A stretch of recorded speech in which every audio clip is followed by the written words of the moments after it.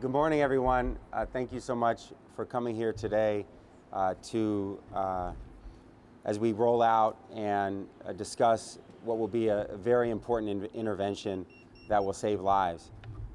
We know that the opioid and fentanyl epidemic in our state is one of the most deadly public health crises that we've seen in a very long time.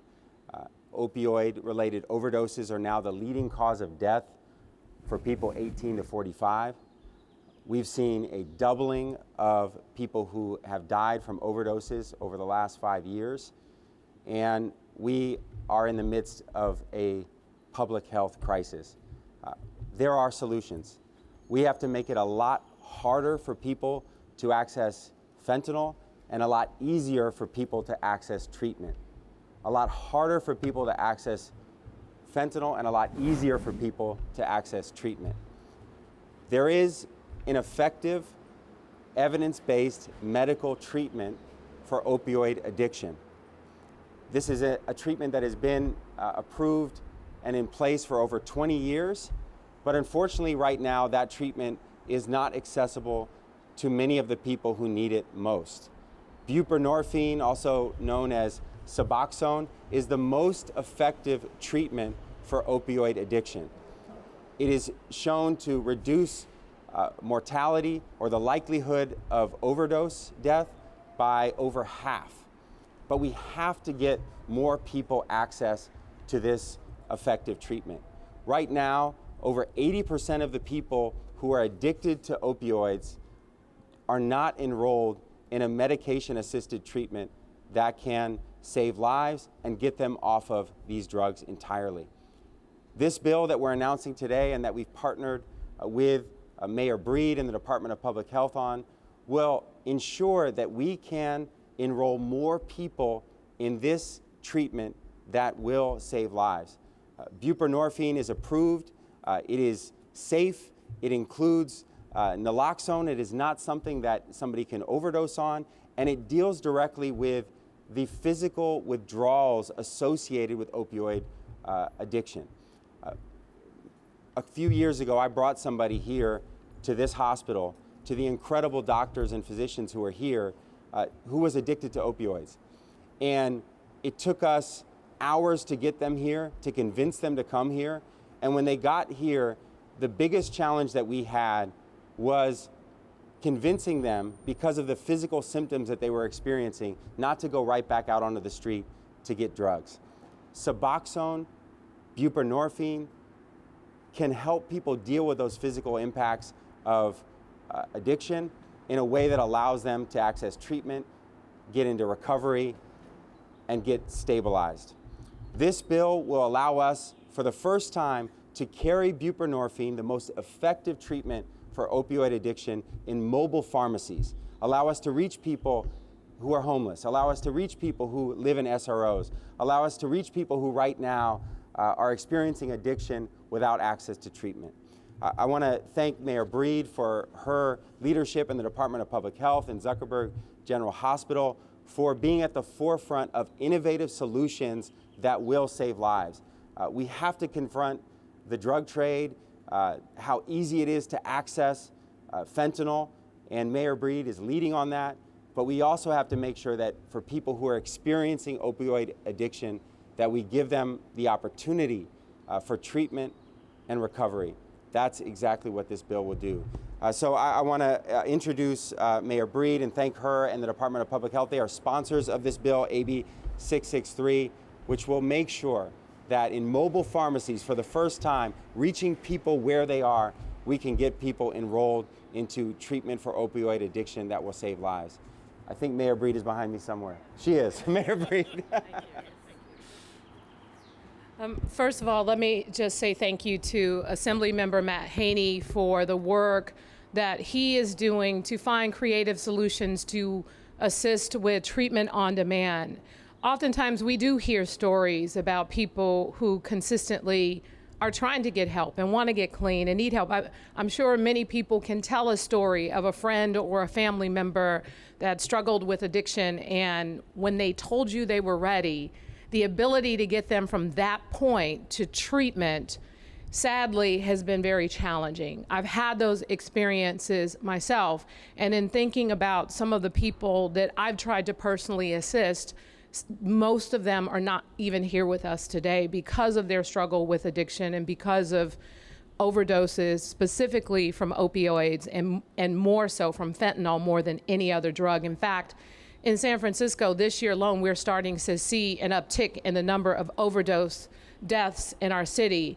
In the first 3 months of this year, 200 people died from drug overdoses in San Francisco. And when I think about just the challenges that exist during the pandemic and how we all came together, how we made hard decisions, how everybody sacrificed in order to save lives, this situation around the number of overdose deaths in San Francisco should be no different. It should be handled like the crisis that it is.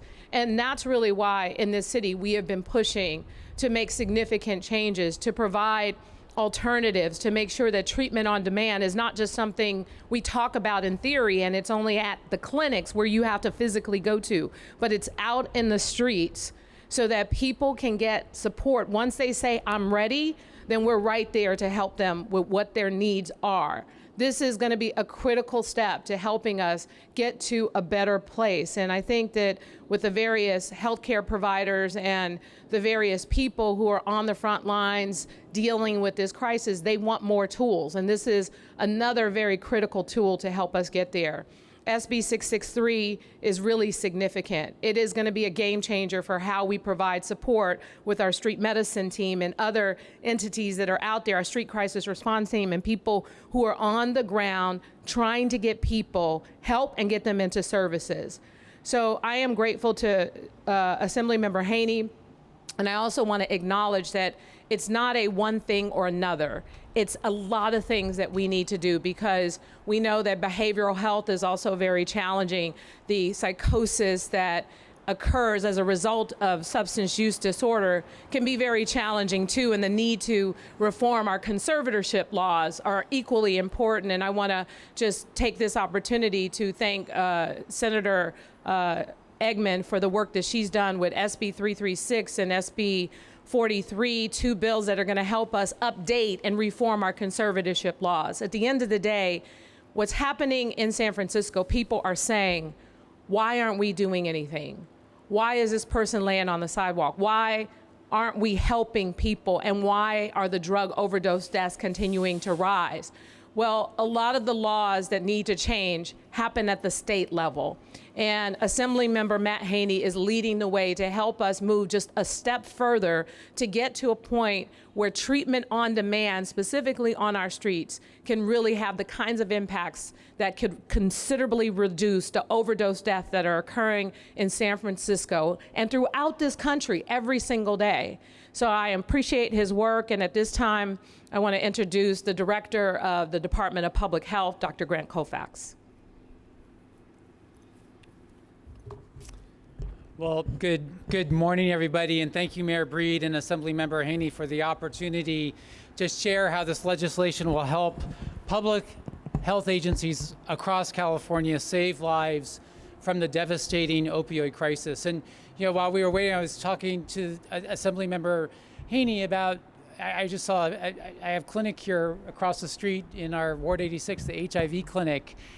And for years with HIV, when somebody turned positive, became infected with HIV, we would wait for weeks, sometimes months, even years before we would start medication. And I just saw somebody yesterday who just recently found out that they were positive, and we started medicine right away. Just gave them a starter pack, explained how to do it, got them rapidly brought in, like literally. There is no barrier. There's treatment on demand, and we've realized that model for HIV in San Francisco. This is a major step. This bill is a major step in realizing that model for the treatment of substance use disorders. Now, not everybody's going to come to a clinic. That's why we really need to think about all the tools to reach people where they are so that every door is truly the right door to make sure that treatment on demand is fully realized. This is of incredible importance. Last year, 647 people died from accidental overdoses in our city. 70%, nearly 3/4 of those, deaths involved fentanyl. And yet we do have effective treatment for this disorder. There is more than hope. There is substantial, very strong evidence that methadone and buprenorphine reduce the risk of overdose death by up to 50%. I mean, this is much better than most of the medications we use, for instance, to treat hypertension or diabetes. We have the tools. While methadone can only be dispensed in specialized treatment facilities, buprenorphine can be prescribed in outpatient clinics and dispensed by retail pharmacies. But not all pharmacies stock buprenorphine, and many people have difficulty getting to pharmacies. This bill will allow mobile pharmacies to dispense buprenorphine, leading more people to access and stay on treatment that saves lives. We know that mobile treatment works. We have the experience in the health department. For instance, our opiate treatment program, also known as OTOP, right here at the hospital, has the only mobile methadone clinic in California. It's been traveling to the Bayview neighborhood to dispense medication since 2003. With COVID, OTOP opened 2 more mobile clinics on the campus to make treatment more convenient and more accessible to our patients, and that worked. The program's retention rates increased as a result. We really need to make sure there's low barrier so that people can come when they need to and stay on treatment, access the medication when they need to. Having mobile pharmacies dispensing buprenorphine will complement our efforts to rapidly expand access that is a key part of our overdose prevention plan. Our street medicine team is already prescribing buprenorphine to people experiencing homelessness on the streets and connects them to ongoing care. And our behavioral health pharmacy is available to anyone who is uninsured or on Medi-Cal, has evening and weekend hours. We've expanded those hours under mental health SF and makes buprenorphine deliveries to people living in permanent supportive housing. We actually have a pharmacist going in permanent supportive housing sites and prescribing and refilling buprenorphine prescriptions. This bill will enhance and expand on those efforts. Mobile pharmacies capable of dispensing buprenorphine will remove a significant barrier to underserved and under-resourced populations in California without access to the pharmacy. I don't know about you, but I could really use a mobile clinic myself sometimes to go refill a prescription. It can be a pain. You're busy. You have lots of other things to do. There are other priorities. And for people just trying to survive, a mobile clinic could make a huge difference. We know that treatment works. We have models on how to do this. We need more tools. Again, I would like to thank the Assemblymember for his leadership on this, and of course, Mayor Breed for her leadership in addressing the overdose epidemic in San Francisco. Thank you so much. And so I just want to also just lastly be very clear about what this bill will do. So most of you are familiar with Narcan or naloxone. That's what you use for somebody who is experiencing an overdose to save their lives and reverse an overdose. Buprenorphine, also known as Suboxone, is the most effective form of treatment for people who are addicted to opioids to get them off of drugs. This is essentially a replacement therapy. The physical withdrawal symptoms that somebody would have if they're trying to get off of fentanyl or get off of opioids, buprenorphine helps them with that so that they can then step down and get off of opioids entirely. That's what this will do. It's the most effective evidence-based medical treatment for opioid addiction, and right now it is not accessible to many people who need it, including people who maybe can't come into a clinic or maybe don't come all the way to a pharmacy. Many pharmacies don't carry this at all. So this will, for the first time in our state, make it legal to carry that medicine in a mobile pharmacy that will allow us to go reach people where they are. Some of those folks may be homeless. Some may have inadequate access to transportation. Some may be in SROs. The most vulnerable people often do not have regular access to healthcare or clinics or pharmacies. This will allow them to allow us to go meet them where they are. And it's an innovative, creative, transformational solution that will allow us to get people on a treatment that can get them off of drugs that unfortunately are incredibly deadly.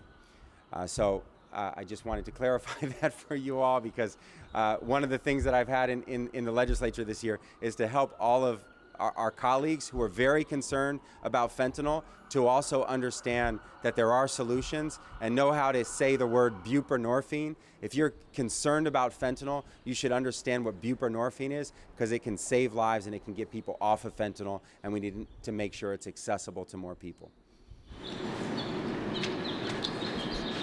Morning. Without any other questions, please take a couple, 2 or 3 questions. Are there any questions? Do we know when this is going to start rolling out? How many vans, like within the city or anything like that, or it's too early to? Sure. Well, the bill is right now on the Assembly floor, so we have to pass the bill first and hope that my colleagues support it and the governor signs it into law. So that wouldn't go into law until January 1st of next year. But the Department of Public Health, under Mayor Breed's leadership, is preparing to roll these out once we pass this law. They're already working on mobile pharmacies, but this would allow us to carry this critical medication for opioid addiction in those mobile pharmacies. Right now, under state law, we cannot carry in mobile pharmacies these medications. This law would pass, if it does pass, go into effect January 1st, and then after that they'd be allowed to roll those out. I don't know where you are in the mobile pharmacies, but... How many mobile pharmacies are there, and what would the cost be? Yeah, so we're the city that knows how to do this, right? So the point is we got to get the bill passed.